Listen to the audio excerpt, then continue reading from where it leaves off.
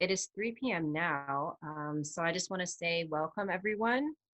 Thank you for joining us today for our annual Happy Discovery Korea event for overseas adoptees. For many years, Dongwha Culture Foundation has organized events to share traditional Korean culture with adoptees, families, and communities. Dongwha Cultural Foundation has partnered with many institutions and organizations to promote intercultural exchange.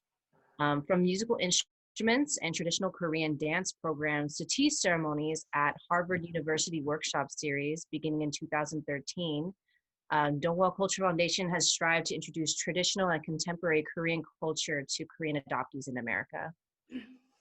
So founded in 2003, Dongwha Culture Foundation is a nonprofit organization that strives to promote Korean and East Asian cultures within American society.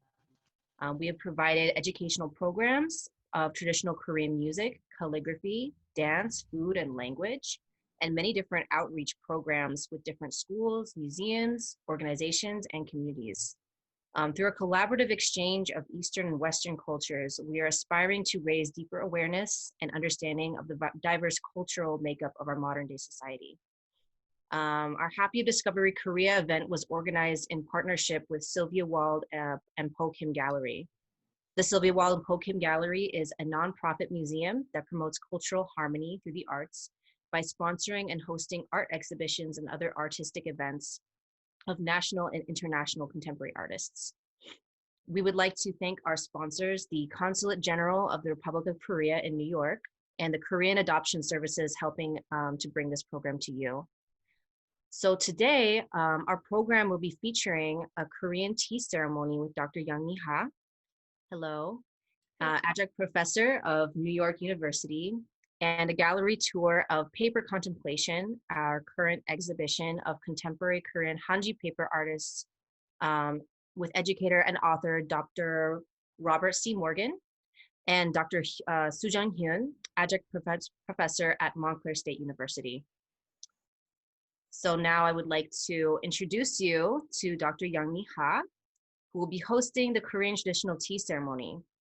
Dr. Ha is an educator, composer, and teacher of musical theory and composition at New York University.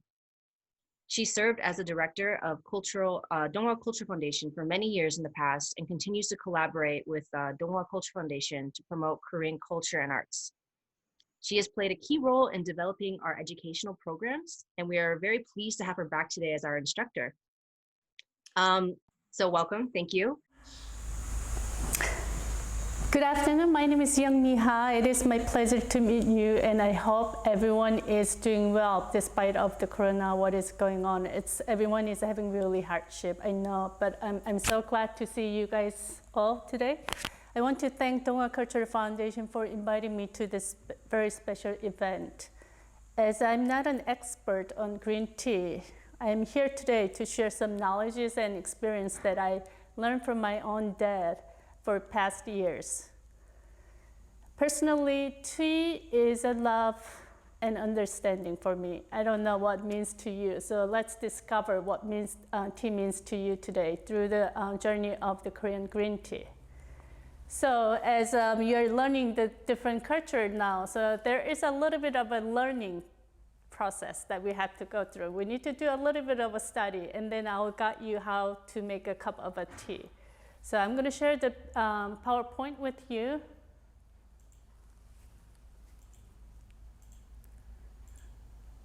May I get a keyboard, please? So I made a little bit of a PowerPoint presentation for you to understand what is it, how we harvest the tea leaves, and how to make it teas. So what is tea? So the tea is the second most commonly drinking liquid on earth after water. So the water is number one, and second one is tea, and we beat the coffee. Coffee comes on the third. So tea is a beverage made from the processed leaf of a tea tree. Did you know that all the teas, whether it's green, white, red, yellow, or the black in their colors, and no matter where it comes from, it is made of the same evergreen tree. So the different, the names, different colors of the tea, it all comes from the one green evergreen tree. So it depends on how to process, you get the different colors. So the screen that I'm sharing on your left column, you have a non-fermented, which is just lightly roasted. You have a green tea and the very light of the white tea. Whereas on your right column, you have a semi-fermented, also called as the yellow tea, jasmine tea, or the Chinese oolong tea, which is a medium volume. And the last one is a fully fermented. It's really dark. So most of the black teas, red teas from Africa, and Pu'ol, which is a really dark, but also it's a post-fermented one. So this is the tea tree, as you can see, and you have the seeds bearing from the tea tree. Tea tree is very unique. It blossoms the flowers, also it bears the seeds. So the color of a tea tree flower is a white color. On your right side, that's the seed, and left side is the tree. And this is the flower. And sometimes you can make the green tea also have one leaf of your flowers to flow it, to have a visual sense, also your oral, whereas you can taste some of those flowers. And let's go into the history of a Korean tea.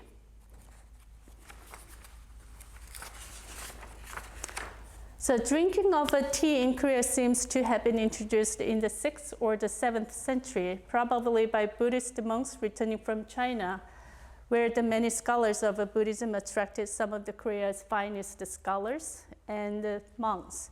So the religion and the tea, it cannot be really separated in the Korean history. So the PowerPoint that you are looking at it is you have 3 wells. They have 3 steps. The very first one is the most precious one. So we want to make the tea and respect your Buddha. And the second one is you're making the rice.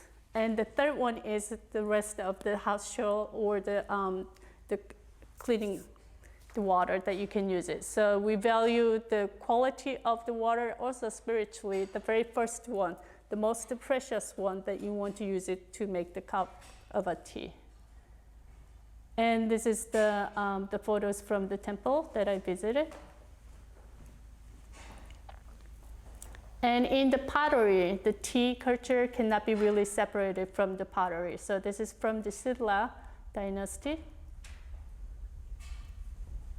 And in Joseon dynasty, you do have a separate tea house and with a nice view. So what you have seen here is the lotus pond.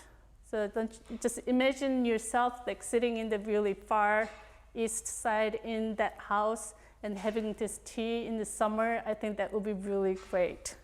So we really hope that we can have that in very soon. And this is the modern tea room. So it can be very organized, but you could have just a collection of things that you like. So it could be really casual too. So green tea, there are the levels, the classifications that you have. So according to the price too. So you have a very high price of the teas. Also, you have a very affordable teas. So let's see what makes it so high price and what makes it very affordable price. The best time of picking the tea leaves, it starts from the mid-spring, which is about the April 20th, and it goes all the way to the end of the May. In Korea, you have 3 popular places. If you ever have a chance to visit Korea, I really recommend you to visit one of these places.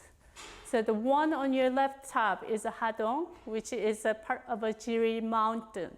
So since it's a part of a mountain, you have a lot of wild tea trees along with the plantations.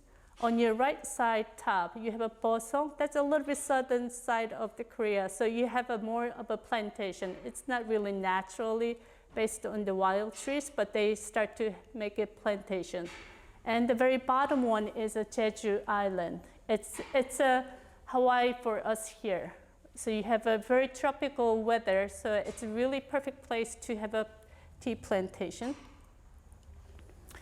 So the shape of Korean's map is like the rabbit, all the way to the bottom. If you can see, sorry, I cannot really pinpoint it at it, but you can see the green colored Hadong, which is located further southern part.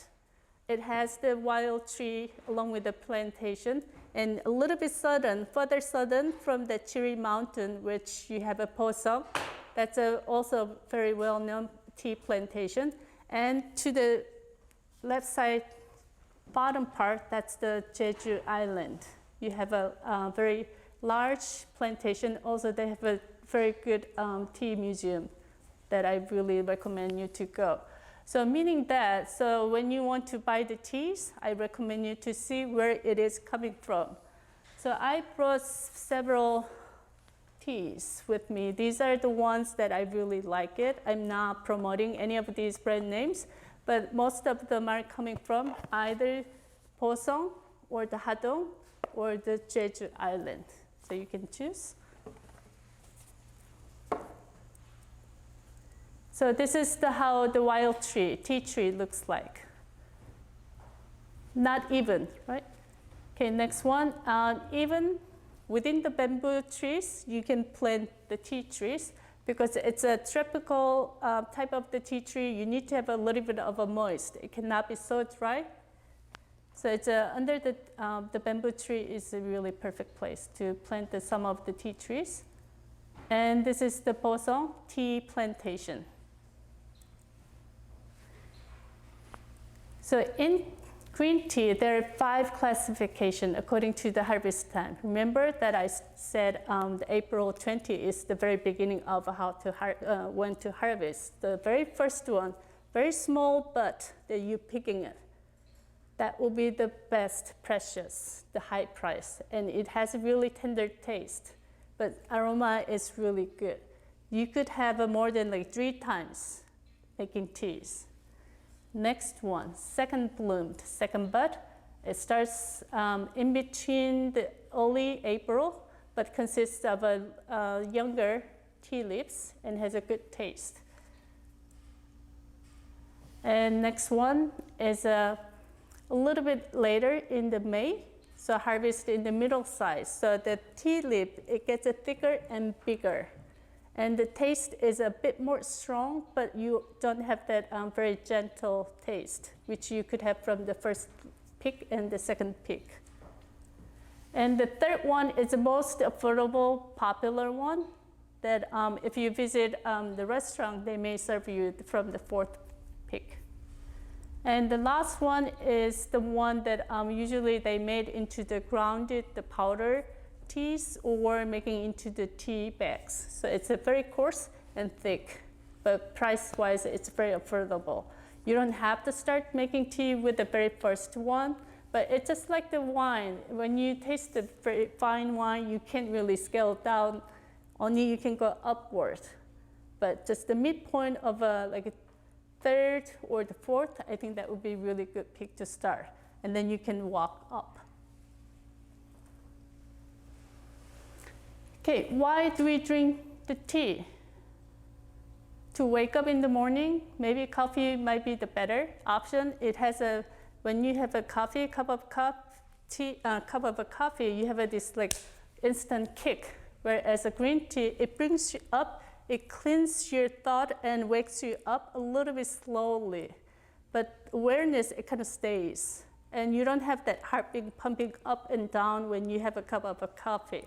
So different awareness, also it makes you to go to the bathroom a little bit quicker. So that's something that you want to, if you want to wash it off, that's also good.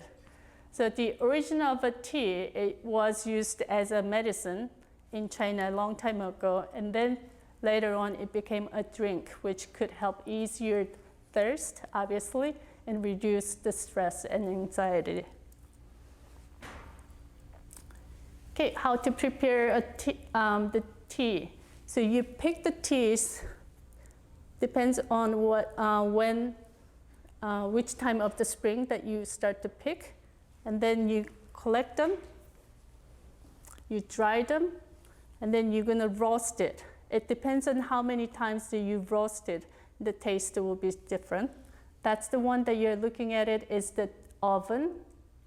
And this is the way that they are just making it dry. And then sometimes they need to roll it so that the leaf is not going to be so big. It needs to be rolled tight, small, dry, so we can pack it in this container too. Tea set. So let's move on to the tea sets. So you could have a tea set for one person, or you can have a tea set for 2 people, or the 3 people, or as many as people that you wish. So let's start with the very first one. On the top is the for 1, also at the bottom is 1. So it's just a different material, but I have my favorite one.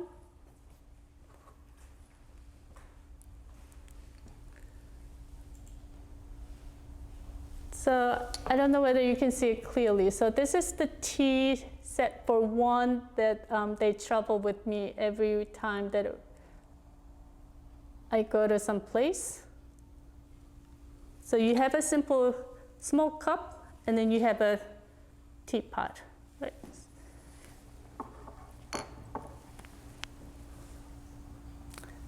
Sorry, there is a little bit delay, but let's move on to the next screen.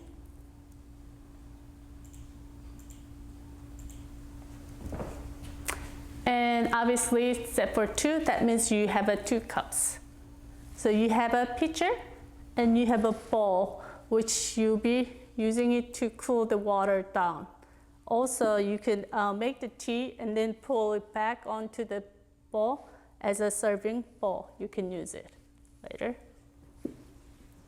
And next one is a tea set for 3. So as you can see, array the cups, 3 cups on your left side. On the center, that you place your teapot pitcher, and onto your right side, that's the one that you have a bowl to cool, your water cool down. Okay. And next one is for the group. So this is the basic tea set. You have a left side cup starting from 1, guest 1, 2, 3, and this is a tea pitcher next one, and then you have a tea bowl, and you have a teaspoon that you can use it to scoop out your tea leaves and pour it into the pitchers. And in front of the tea pitcher, there is a small jar that could be the rest your tea lead. Later on, you can do that. Or if you have a special container that has the tea, then you can keep that tea on the table as well. So this is the teapot. Sorry, going back. So you have a little bit longer handle than any other countries, the teapot, right? So you get to control with this grip. So you need to have a bit of a long.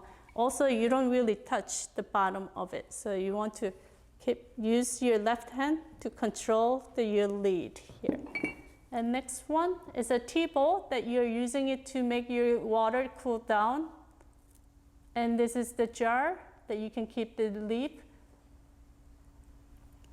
And the table and the tray. So the tray on the right top is the one that you're using it to serve the tea, to move your teas away from the table. Whereas the left side, that's the table, which I have a same set here. And the top one is the teaspoon. Usually they're made of the bamboos. So you can keep the moist out. And next one is the water bowl. And the ones that I don't need and wash after rinsing all the cups, I can use the extra bowl.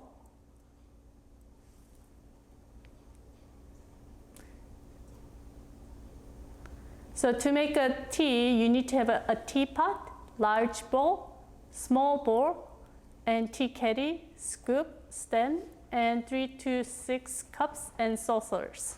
So you could have a teacup and placing on top of a saucer, and you'll be serving it to your guest.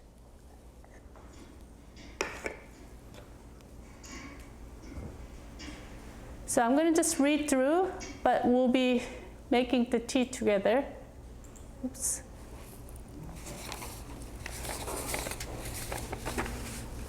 So first of all, you need to boil the water and cool it down. So this is the most important one that when you're making green tea. Unlike the black tea or any other color of the tea, the green tea cannot have just boil the hot water because it's going to ruin everything. So you need to make sure that you boil the hot water over the 100 Celsius degree, and then you're going to pour it onto a bowl. Or if you don't have a bowl with you, then you can use just a regular cup, right? Just cool it down. We need to make sure that it's not really steaming hot up, right? So it takes about like 2 or 3 minutes. So pour it onto the bowl and you just wait for like 2 or 3 minutes until it gets like 70 to the 80 Celsius degree. So while you're waiting for the tea, so I'm opening the lid up, placing it down, and pour it a little bit onto the cups that you want to use it. So what I'm doing is I'm just rinsing it. So once you rinse, you have an extra bowl onto your right side and drain it out. And so as your cup too, right? So I had a little bit of a cup. So it's not only the rinsing it, the purpose, also the second purpose of pouring a little bit of water is making your cup warm. You don't want to serve the tea in a very cold cup, right? Okay, so let's move on to the next one. So while you wait for the water cool down, rinse, we did, warm up the tea sets. And then adding the tea into your teapot. So usually when you buy the tea, it comes with this nice container. So please do not throw this one away because you want to keep your tea at the best condition. So if you have an unopened one, you can keep it in the refrigerator. But once you open this, I'm just using the clip. Paper clip here.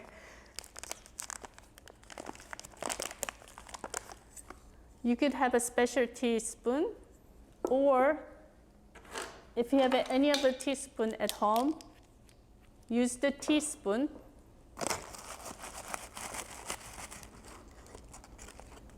Two of a teaspoon will be good.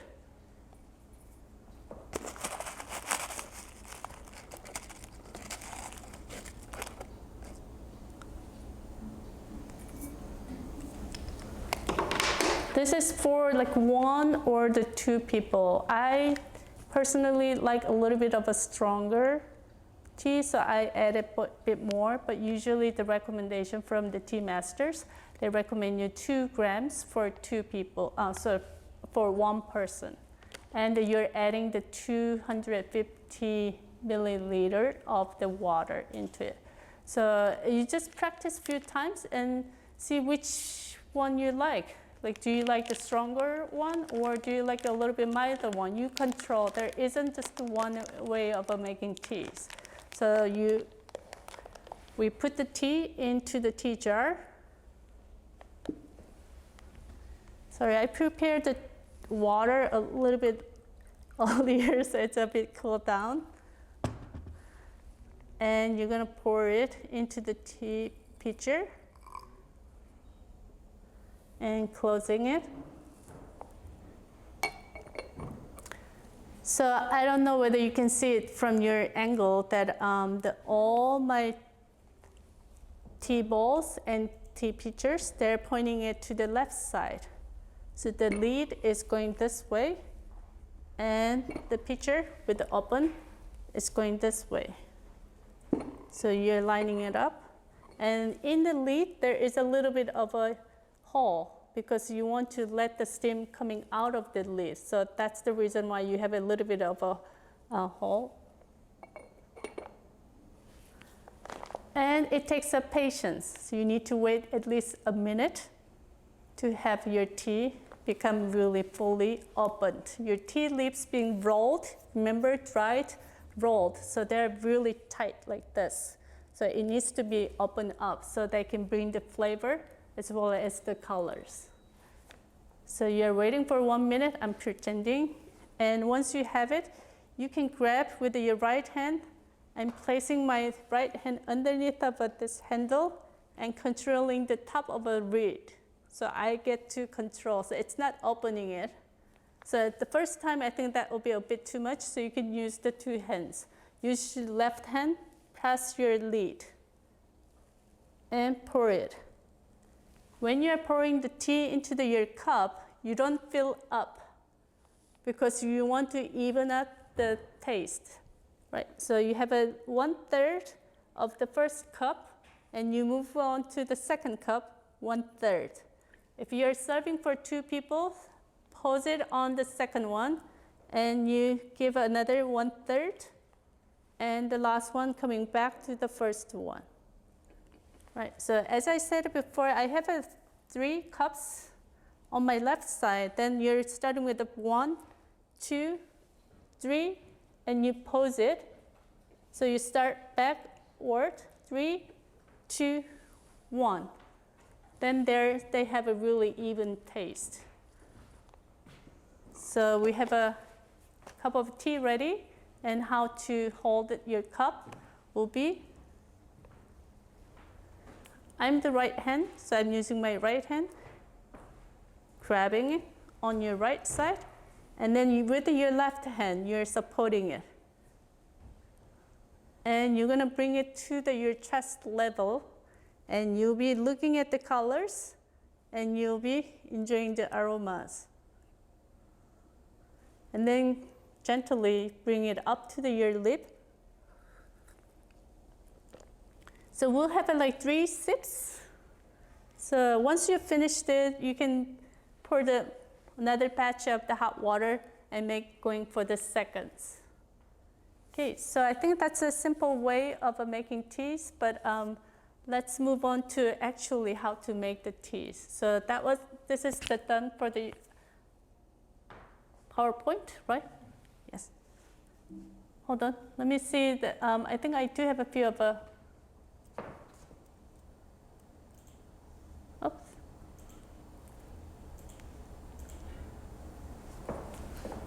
So what you see on the screen is some of the desserts that go really well with the tea. So you don't want to overpower the tea, so it tend to less sweet. Those are the ones that you want to get it for your dessert for tea. And how to keep your tea is very important. Avoid any moisture, strong scent, and especially direct sun exposure is really bad. So find a little bit shaded, cool place, and make sure that you're gonna seal your packet and put it in another additional container, and make sure the lid has to be closed firmly, okay? And keep them in the very shady place. And now tea is served. How to enjoy the tea? First step is to view the color of the tea. Second, you inhale the fragrance, right? You smell very gentle, this mild tea smell that you're inhaling. Well, you're not doing this, but you're inhaling. Third, you taste on the tongue, almost the same as the wine taste. The green tea taste, you have a little bit of a bitterness, saltiness, sweetness. They're all mixed here. So it depends what type of flavor that you pick it up first, but eventually you'll have all these like 3 flavors in it. The fourth to follow is taste in the throat, and finally there is a lingering aftertaste in the mouth and to be enjoyed. And thank you. So let's move on to the actual demonstration of tea making.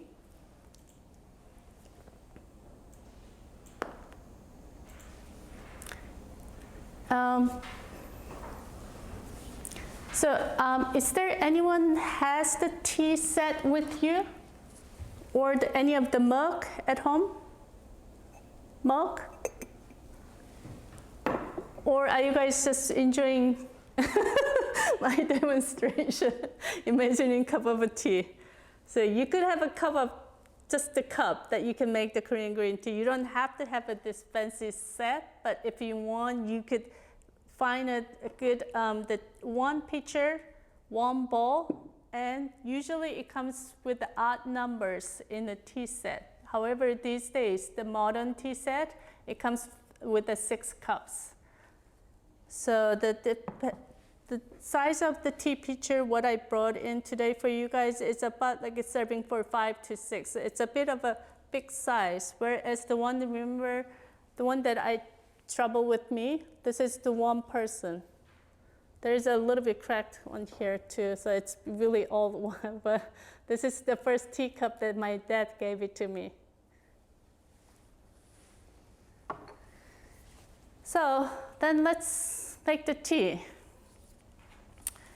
So can I ask, have a little bit more hot water, please? Thank you. So this is the one that we used, so I'm gonna just pour it out.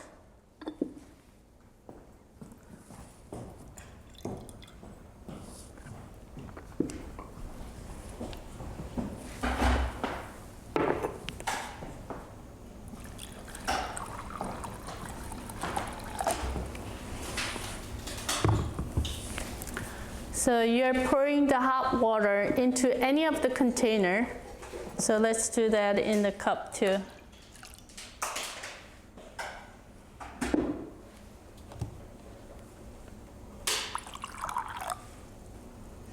Just the right amount of water that you want to make the tea. So pour it on, and it should be really hot. And we're gonna give about like 2 or 3 minutes to cool it down to 70 or the 80s. So when you touch your bowl or the cup, you should feel it's a good like warm, more close to the hot side, but not like a super hot, so you can't really touch with your own hands. So cool it down. When you feel really warm, like closer to the hot, then that's the right time.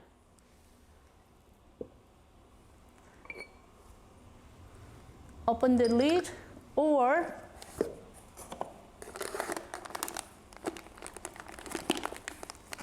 since we'll be doing with the cups,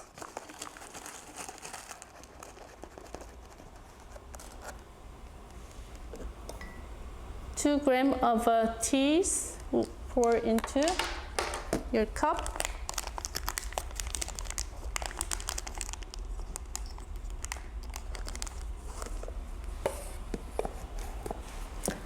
If you don't have a proper tea set with you, I'm just using any of the saucer just to block the steam. So you just block the teacup like this and give it about a minute. And we'll use the tea pitcher.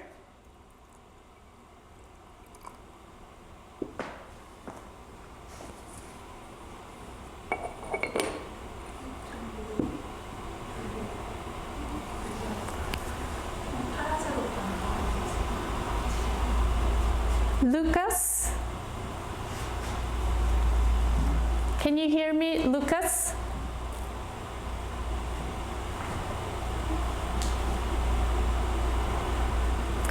Or Richard?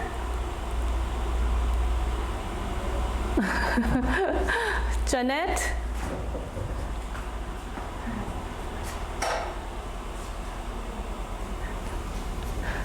I guess everyone is just watching me.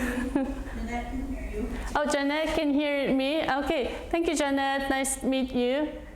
What kind of tea do you like? I like well, my daughter's Korean and she likes the green tea. Oh, she likes green tea. Yes. Have you made a green tea before? Not the way I'm learning to make it now from you. So as I'm just using the cup, you don't have to have a fancy set with you. So you can just improvise. Find whatever that you have. Also, I'm sure that every household, you have a type of a strainer, right? So if you have a strainer, that would be really good. But if you don't have it, what you're gonna do is you're just kind of mimicking. I'm using the lid and just hold the lips and pour onto another cup. That's also kind of, I'm cheating it, but that works too. But if you have a lid, the strainer, that would be really good. But make sure that you don't really pour the hot water directly onto this type of the tea cup, because you're gonna ruin the whole tea, right? So make sure this is very delicate tea leaves. That's the reason. Otherwise, you will have a really bitter taste.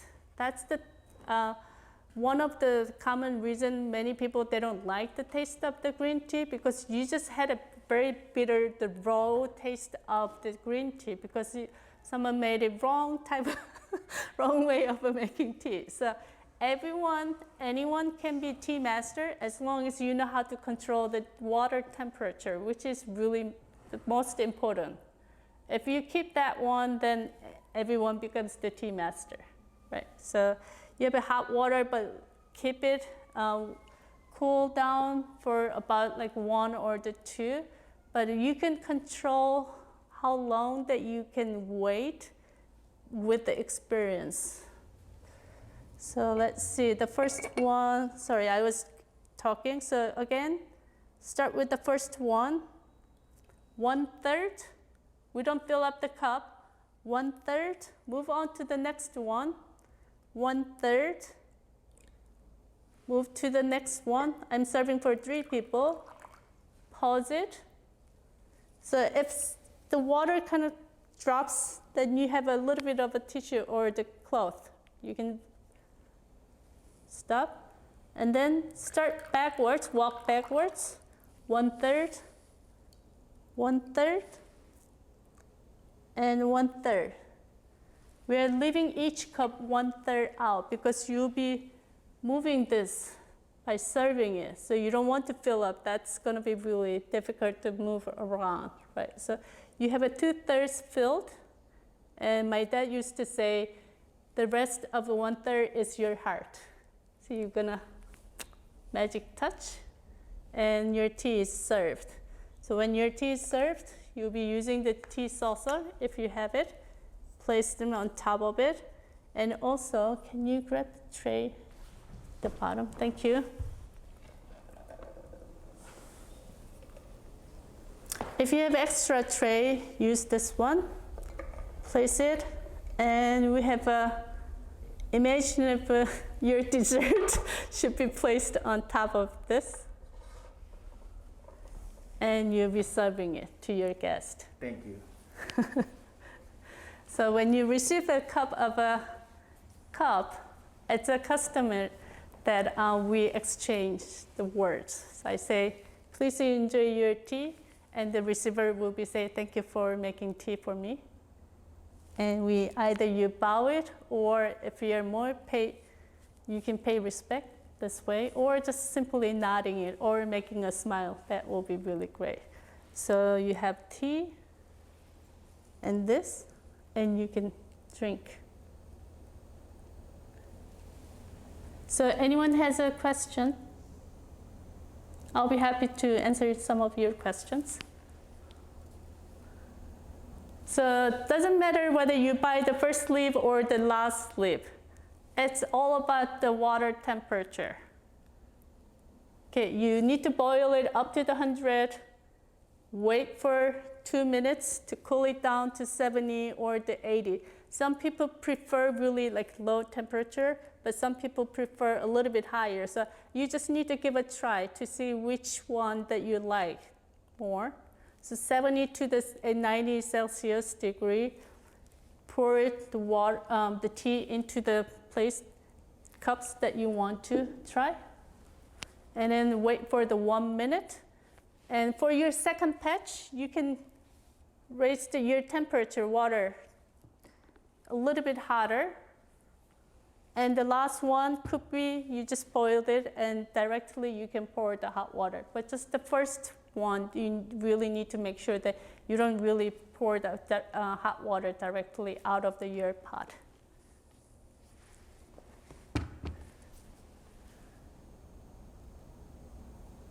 Oh, usually we have a guest inviting it. We share the teas, but since it's a virtual, I don't know. So if anyone has any questions for Dr. Ha, we can now all unmute ourselves so we can ask her anything they'd like.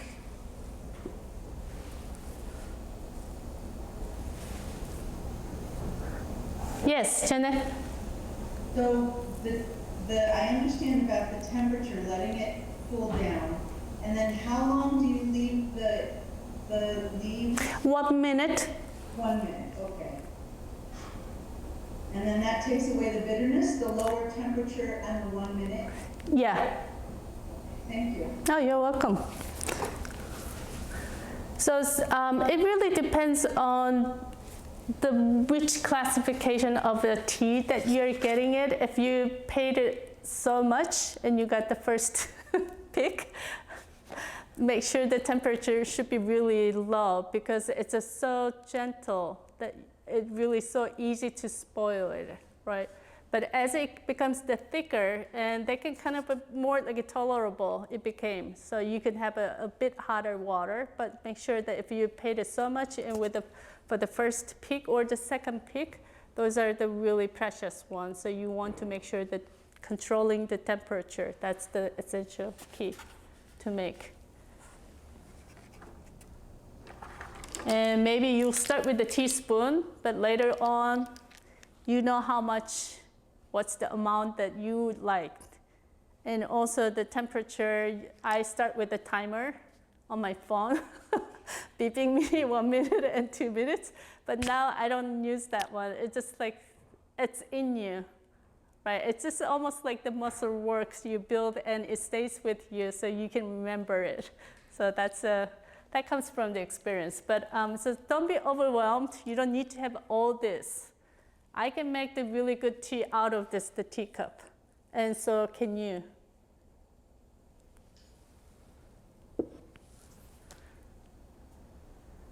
So Maya, I guess.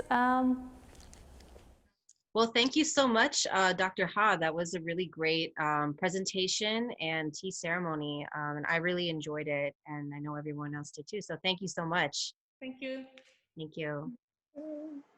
So thank you, everyone. We're now going to proceed onto the gallery tour of contemporary Korean art, which is the next portion of our program today. So a little bit about us. Since our conception, Donghwa Culture Foundation has promoted both traditional and contemporary Korean art to Western societies, bringing many renowned artists to American audiences, such as Lee Yoon-no, Seo Sung-won, and Hamsup, amongst many others. Since 2015, Donghwa Culture Foundation has organized exhibitions of major contemporary Korean artists at the Korea Society Gallery. Most recently, we presented the Korean Media Art Festival in 2019. That was sponsored by the Korea Foundation and presented in collaboration with Harvest Works and the Sylvia Wald and Po Kim Gallery. We're very happy to present the gallery tour today of Paper Contemplations, which is the title of our exhibition and the tour today. I would like to introduce our speakers. We have Robert C. Morgan, who is an artist, scholar, educator, and author. He's very knowledgeable in the history and aesthetics of both Western and Eastern art. He's lectured widely, written literally hundreds of critical essays, published several books, and curated numerous exhibitions. He was appointed Professor Emeritus in Art History at the Rochester Institute of Technology, and in 2005 became Senior Fulbright Scholar in the Republic of Korea. He has worked extensively in China with contemporary ink artists for whom Morgan has authored many catalogs and monographs.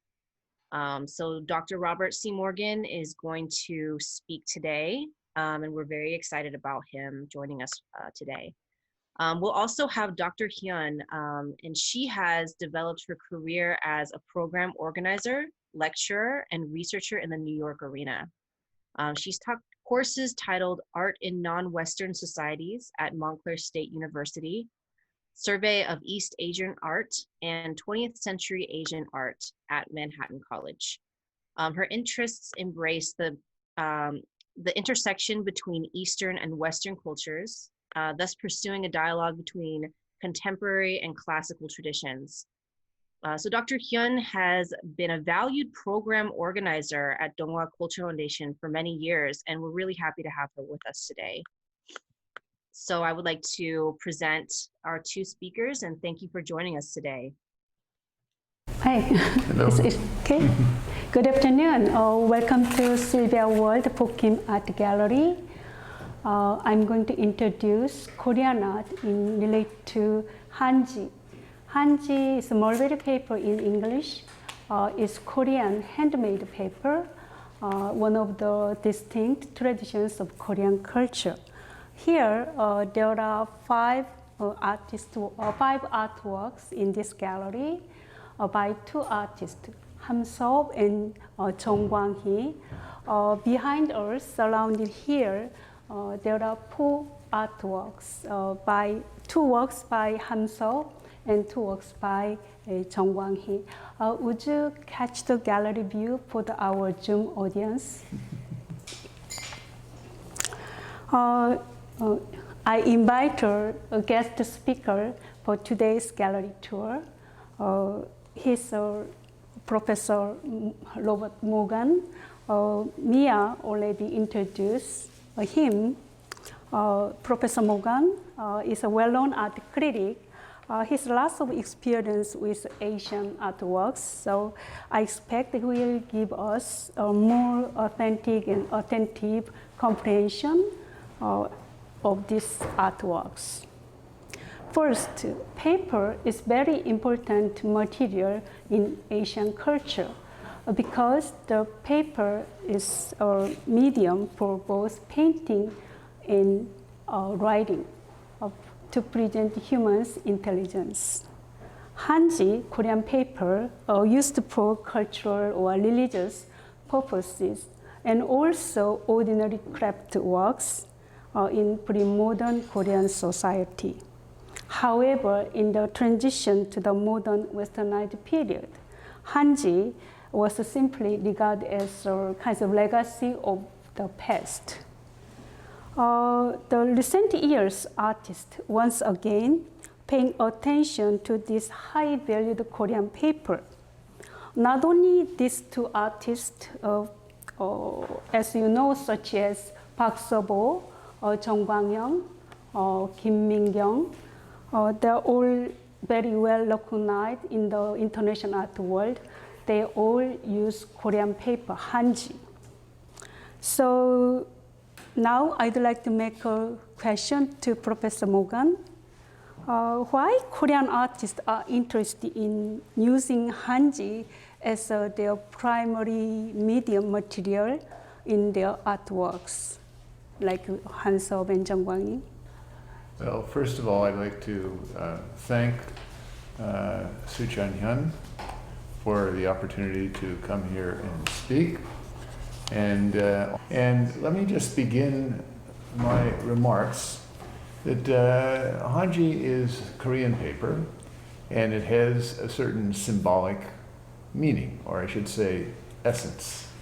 That if you're involved with Hanji, it's almost like a spiritual, perhaps even a mystical idea, or idea is not quite the word that I'm looking for, but anyway, I believe that Hanji has a body of knowledge that is connected to it, and those who have participated in scholarship in terms of artists who have used Hanji understand that in fact the scholarship that has gone into the use of this paper is extraordinary. And furthermore, I would like to say that in contrast to what we have in the Western world, in Korea, which is in the East, we have something very different. We have the split between the painting and the literary aspect of the paper. In other words, paper is not just paper, particularly in the case of Hanji. Paper has a very definite use and a very different, and each use has a different program attached to it. And I think that's important to remember.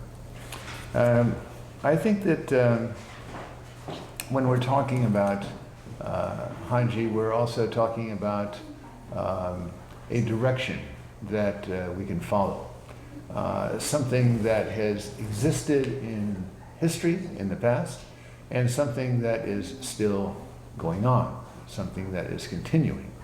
And I think that historical context for Hanji is extremely important. And whenever you have a historical context for something, you have a mythological context as well, because the mythological tends to be much more personal in terms of how the paper is used, whereas the historical is much more involving the culture or the group, shall we say. And both of these concerns are important to the artist who is using Hanji paper. So history and mythology are both present in the use of Hanji.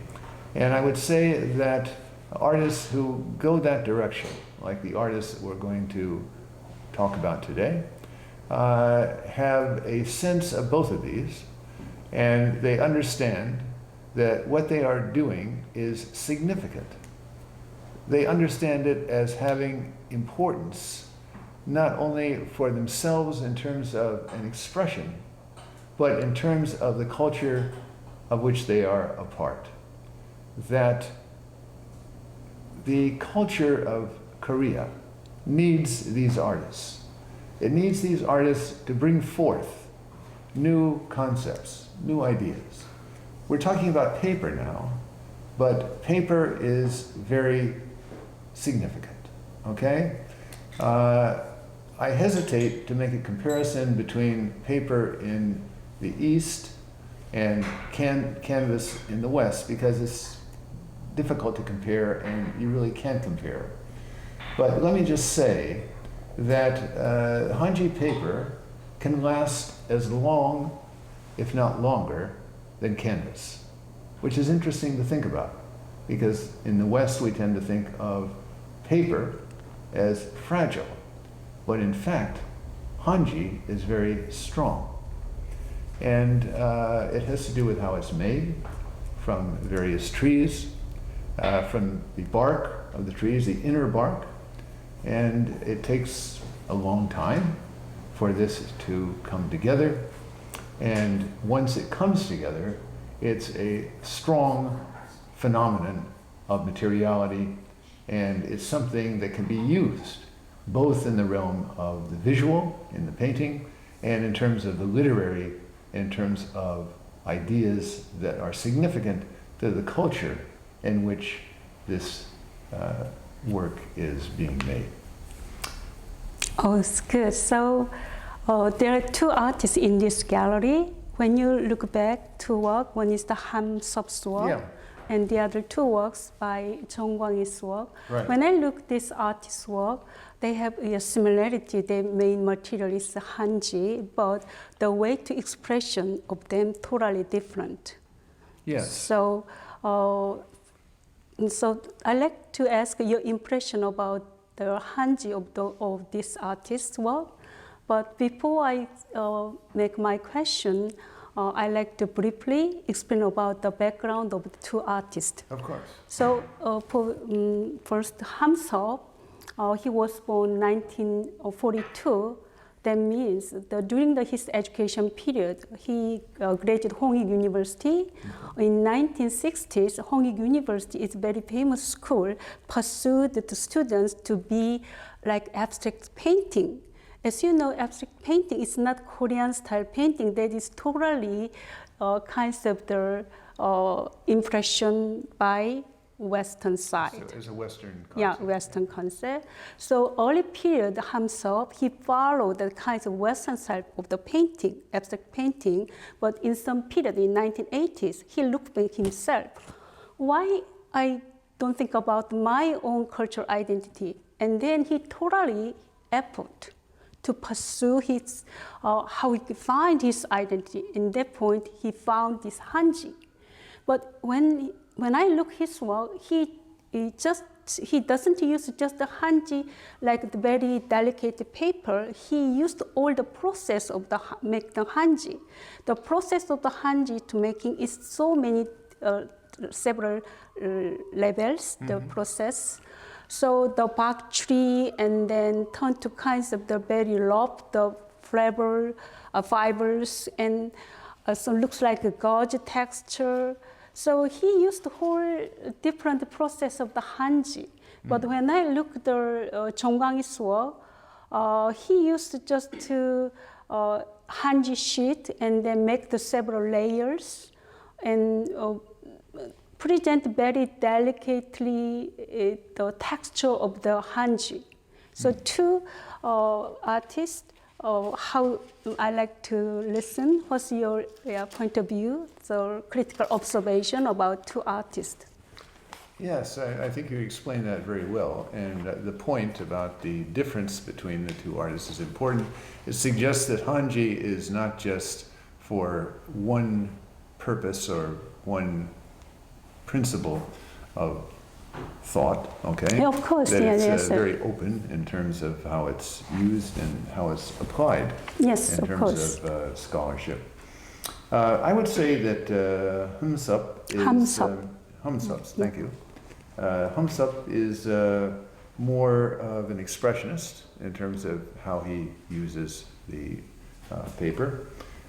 He brings in papers from other places, old books, for example, pages from books. And also dyed Hanji paper, bark of the... Well, this is true, yes. But the point is that it's not just, by the time he finishes with it, it's not just one paper that he's, it's almost like what Westerners would call collage. But total it's collage, different than that. Yeah, well, I hesitate to use that word because we're talking about an Eastern concept that has a little different kind of energy, a different kind of key, okay?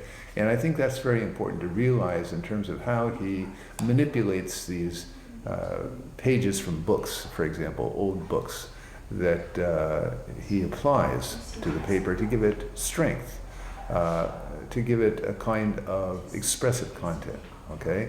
And I think that Humsup is very interested in that expressive context. He was born in 1942, as you point out, so he is quite a bit older from his colleague, who's Jung Kwon-hee.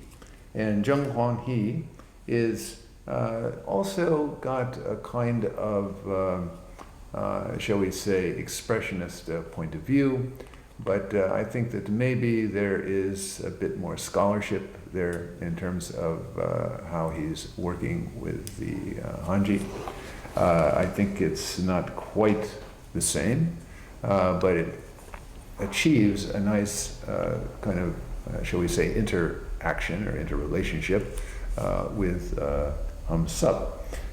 So I think that these two artists are excellent examples of where you can take this Hanji paper and transform it.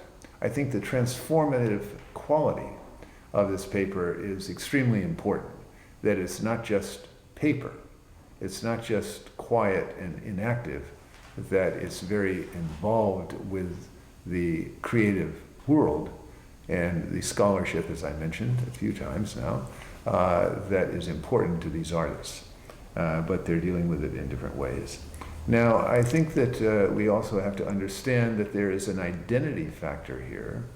And often in the West, certainly in recent times, we hear a great deal about identity. But I think that when we talk about identity in the East, it has a very different meaning. That it's not just personal, that it's part of, for a better word, the group. Okay? In other words, you're doing this for the culture, okay? And this is important to understand, that the culture is the living body that is directing the artist in a sense, okay? Where does this, where do the meanings of things collaborate with one another and become something that is going to open up a new possibility for human beings in this particular place and this particular time. I think that all these questions have an identity that these artists are interested in. So, as I mentioned, it's the group, but also these artists understand themselves as representatives of the group, okay? Not representatives in the political sense so much, but in the cultural sense, that they are magnets of culture that are giving forth their time, their energy, and their prosperity in some cases to something that is going to be transformative, okay? And the transformative impulse that is embedded in the Hanji is something that they're really trying to promote. Yeah, it's a good point though, regarding identity. Yes. In Korean people, when they interested in reuse the reattention about Hanji, that is much connected to cultural identity in the Korean art world. Yeah. And the idea is very different than how the word identity is used in New York art, for example. Yeah, okay. I would say it's almost totally different. I missed the talk about the Chung Kwang-is, his background. I don't know what's your impression about Chung Kwang-is work. When he was young, his parents He taught them calligraphy. Yeah, taught calligraphy. Also, his major in his college course was calligraphy. I'm sorry, my voice is... That's correct.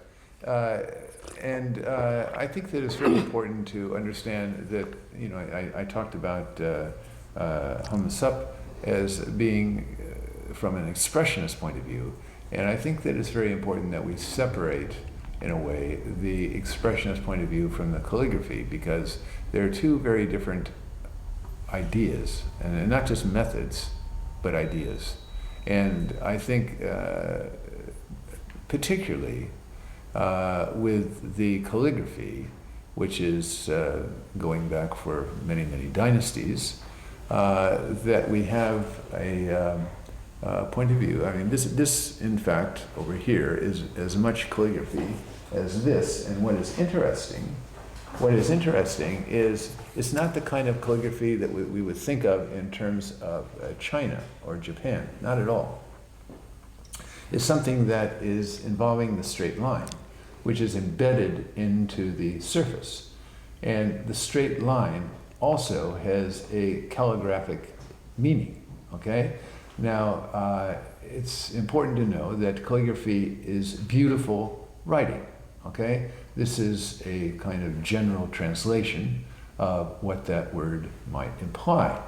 So we're looking at these straight lines as something that the artist does. They're not taking a ruler to the surface, they're painting straight because of what is inside themselves. In other words, the presence of themselves is within this calligraphy. But at the same time, it's writing, and from an Eastern point of view, originally, the writing was more, well, I'm not going to say more important, but as important as the painting, okay? If you are dealing with the image, you are dealing with the painting. If you're dealing with the writing, you're dealing with calligraphy, which this is a function of calligraphy that is very direct and very open-minded in terms of a way of thinking about the space, the surface space of the paper, okay, the hanji, okay?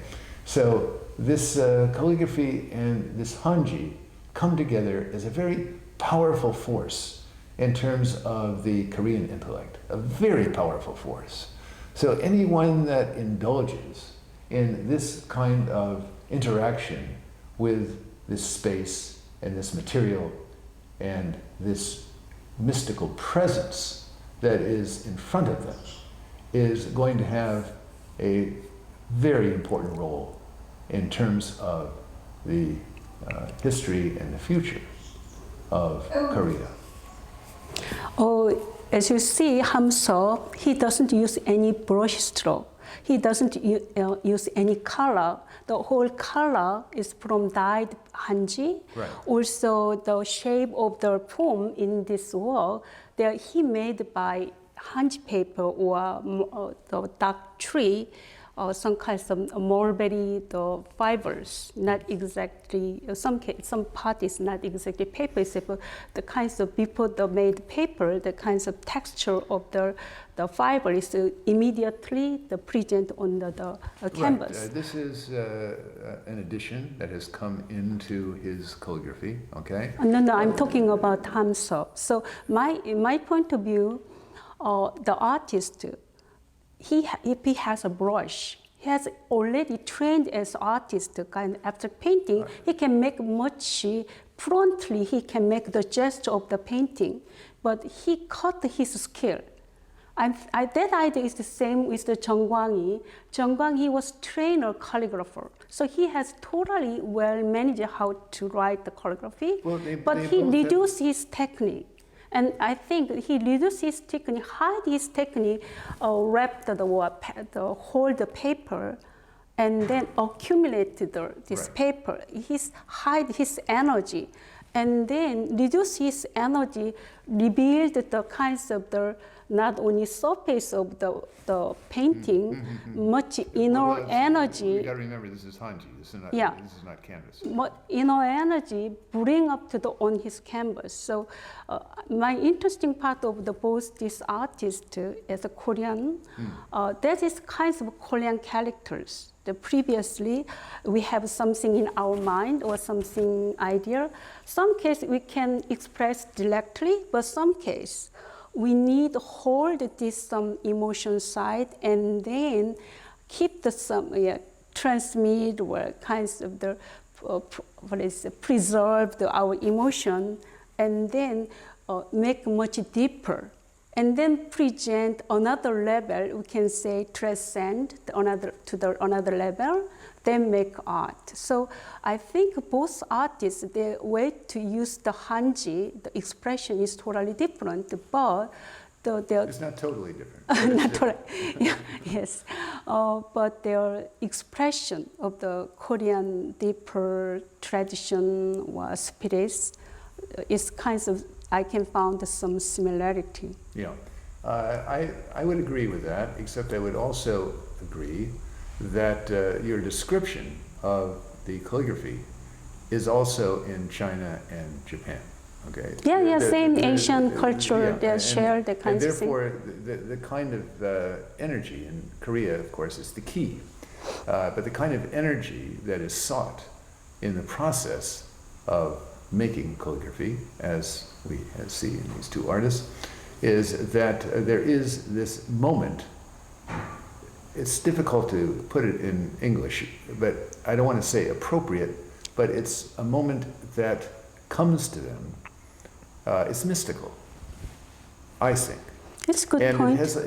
But at the same time, it's not removed from the body, because the breathing is very, very important in terms of the letting go. Okay, you're letting go with breath, and you're letting go with a kind of instinct, okay, that's telling you to let go. Thank you. This a little different point of view regarding international art market or some Korean artists who are recognized in the international art venues. The beginning part I mentioned about that.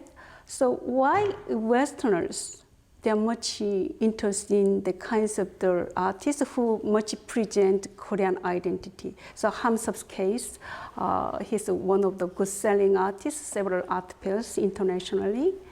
So the Westerners' point of view, what is to see the Korean identity presentation in the artist's work?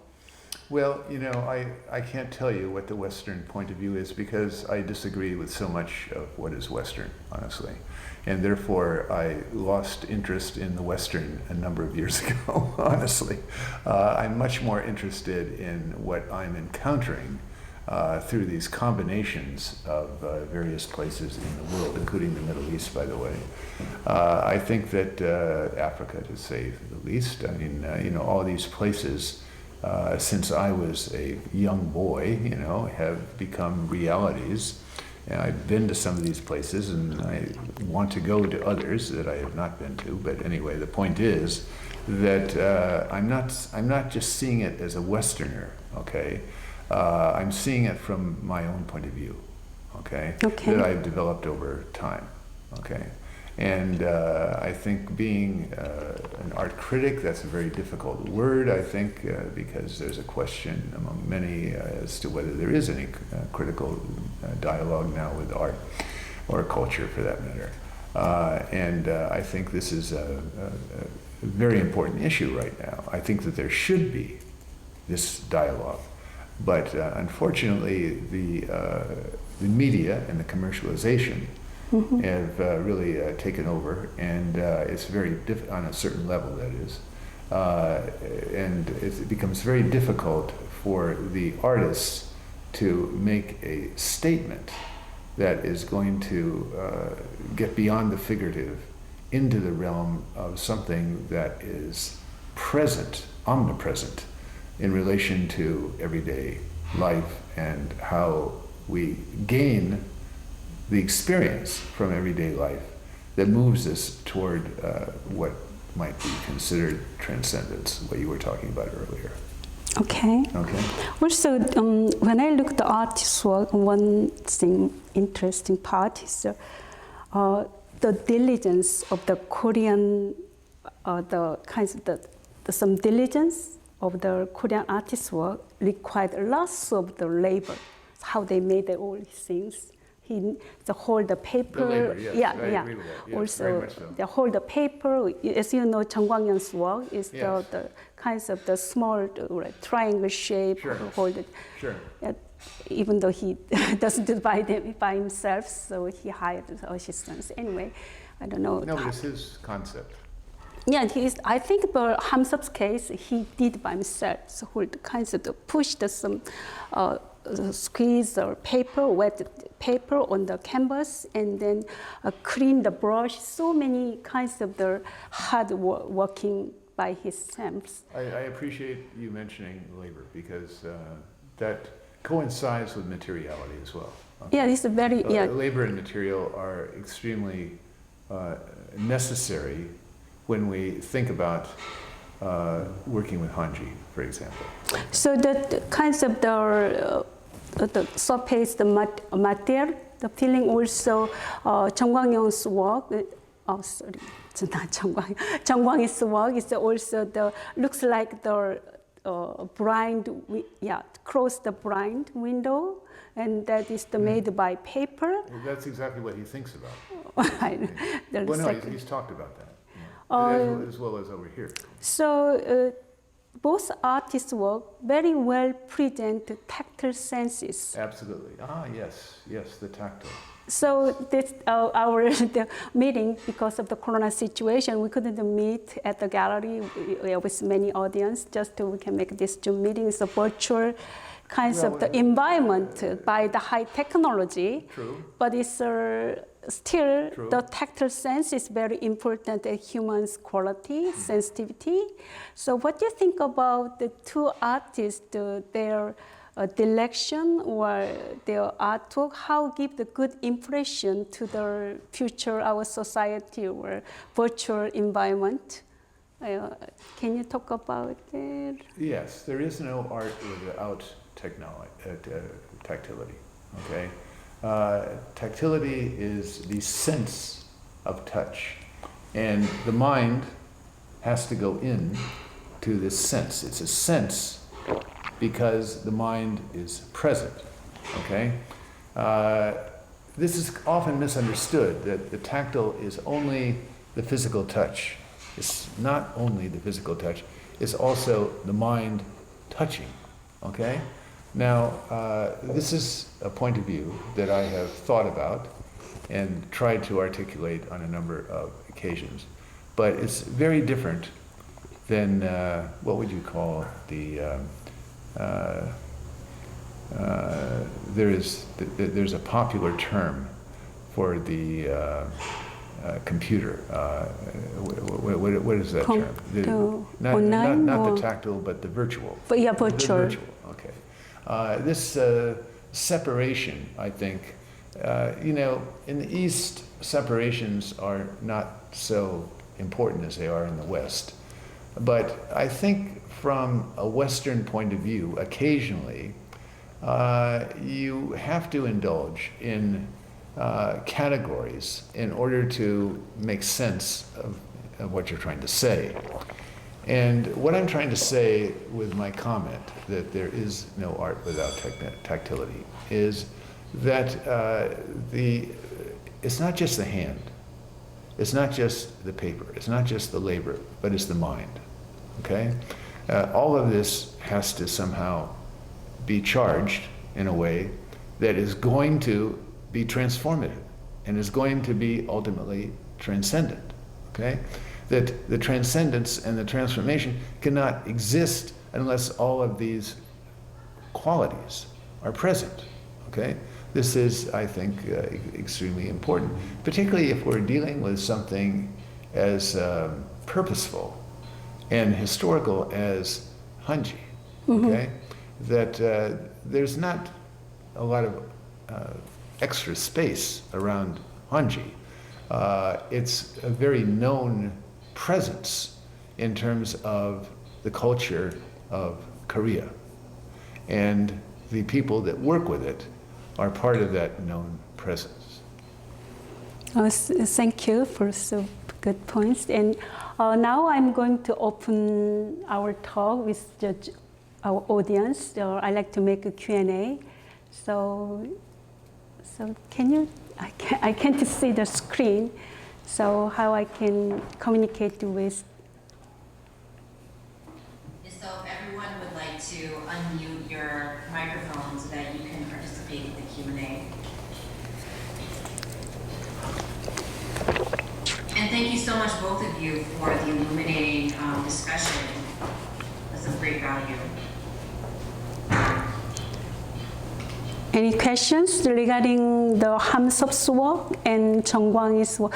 I think it's we should. Yeah. I see some names on this. And, who is this guy, Richard Vine? I've heard of him someplace anyway. There are a couple others as well, but I don't know. It would be better we can stand near the artworks, but this equipment limitation or sound control today's gallery tour, Robert and I were sitting in these chairs. But if you have any question, I can make a little closer, or camera can focus on the painting, not exactly painting, focus on each work. So, shall we talk about the artist's work?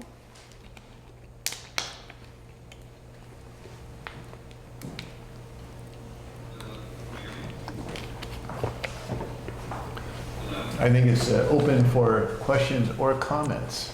Yeah, go ahead. Or, you can also disagree with some radical statements that may have been said during the course of our dialogue.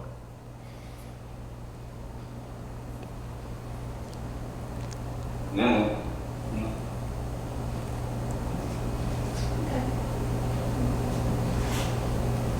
Is my audio working? Can you hear me?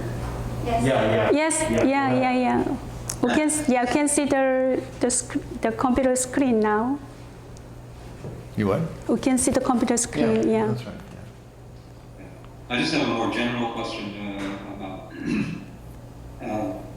the current and forthcoming generations. Are you optimistic about the future of this art form and the use of Hanji, given the great onslaught of digital technology?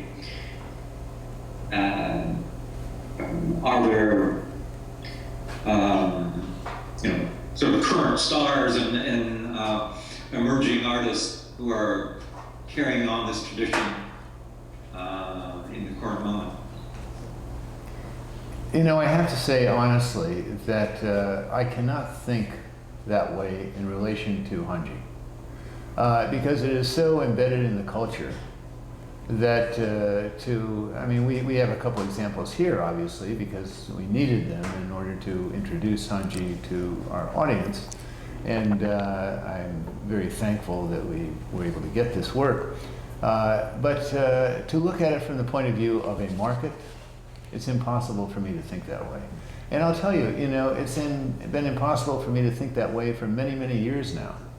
The more I get into the scholarship of, you know, how profound some of this is, the market is irrelevant, totally irrelevant from my point of view.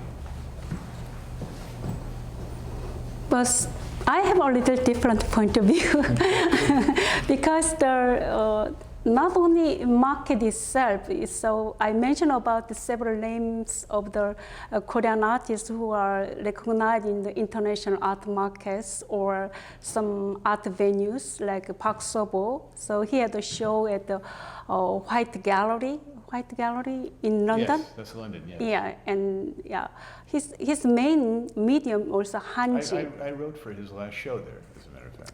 Yeah, and also I mentioned the name of the Kim Min-kyung. She lives in Italy. Last Armory Show 2020, early March, before Corona situation. When I went to Armory Show, I look around her work. Her work is made by Hanji, but she used the burned Hanji through incense, and then burning kinds of edge of the Hanji or made some kinds of beautiful lines, and very natural line. So she presented the whole work at the Armory Show through Hyundai Gallery. Now these days, her work, I saw some other big international venue, she presents her work. So kinds of this time, market situation, other recognized art venue situation, some case they are going together. So I don't deny the kinds of market situation. Market is kinds of people can easily approach, understand what's going on, the current art situation. Yeah, that's the problem. They easily can get what's going on, but they get the wrong idea. Not totally wrong. They get the wrong idea. So I don't like totally pushed by artists the market idea, but the market is kind of the way to communication with the artist and audience. I wish it was, but unfortunately it's not. Also, the Corona situation, it's very difficult time for the artists. They lost many the places to present their artworks, that they rely on virtual space a lot. So like this very simple virtual gallery tour, this is another way to present artist work with the many audience. And then I like to present the Korean identity through the artwork, how artists they pursued, and then how they could communicate with international audience. That's my point of view to prepare this gallery tour. Good, good. You explained it very well. Thank you. So any other questions? All right. Thank you guys so much for your participation. And excuse me, that was a wonderful gallery talk, and I appreciate your conversation and input. It's very illuminating. So thank you very much to our instructors. So yeah, that concludes our event. I'd like to thank everyone who participated today. I had a great time, and if you guys would like to receive more information about future events, just make sure to contact me in the comment box and ask for any email information so you can join our mailing list. So thank you so much for your participation, you guys, and have a wonderful night. Thank you. Thank you.